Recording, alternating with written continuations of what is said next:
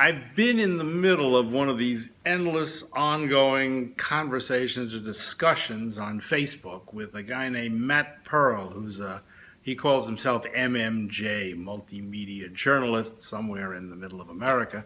And all right, he's won a lot of awards and stuff. Anyway, he posted on Storytellers, which is, I invite you to look at it, I don't know if it's closed or not, on Facebook, his advice for MMJ or VJ burnout and how to avoid it. And, as soon as I looked at the picture of this guy, he's got this giant camera on his shoulder, and you can see what's happened here. He is, as with most local television stations, essentially they take these guys and they make them try to make television the way they used to do it with a multi-man crew, except just with one guy. So he drags around the big camera. He's probably got a giant tripod. He probably has to do stand-ups. I mean, this is the dumbest thing in the world, and it's no wonder he feels burnout. And I'm sure there are lots of people working in local television news stations suffering from exactly the same thing.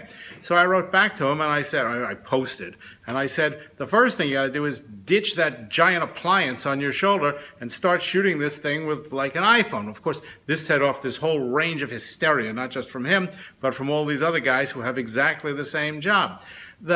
When we introduced the notion of video journalist, originally the idea was not to do cheaper television or to make one person do three people's job. The idea was to try and evolve the whole medium based on what the technology was capable of doing.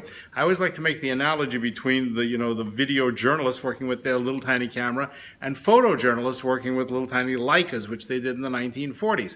Photography before the invention of Leicas was done with these big view cameras.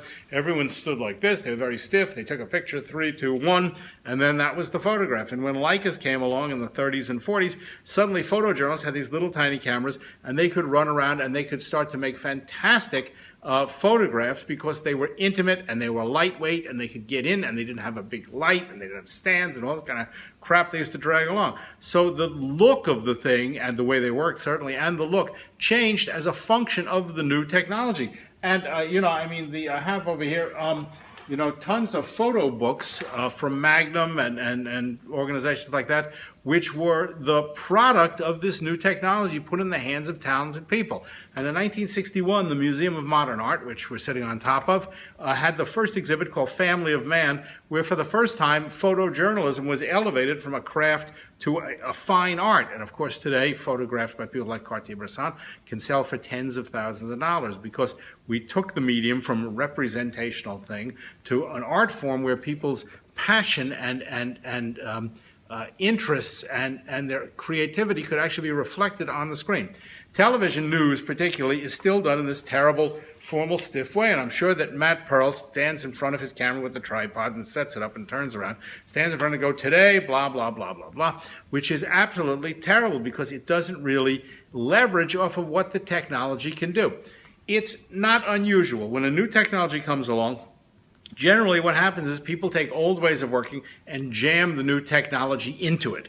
If you want a great example of this, just go to the website of the New York Times, because if you go to nytimes.com, and I love them, and I worked with them for years, but if you go to nytimes.com and you look at their website, what you see is essentially a two-dimensional newspaper stuck on a screen. They don't really leverage off the internet can do, which is interactive, which is live streaming, which is video, which is user-generated content. They still are basically a print newspaper done on a screen. And most television news stations, when they approach VJ or MMJ, whatever you want to call it, they do the same thing.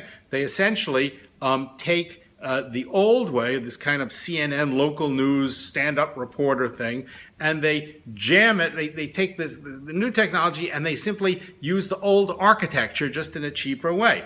This may save them money in the short run, but in the long run, they don't really leverage off what the technology is capable of doing. And the technology of video, particularly these small phones, is capable of creating a completely different kind of product in the hands of a talented person.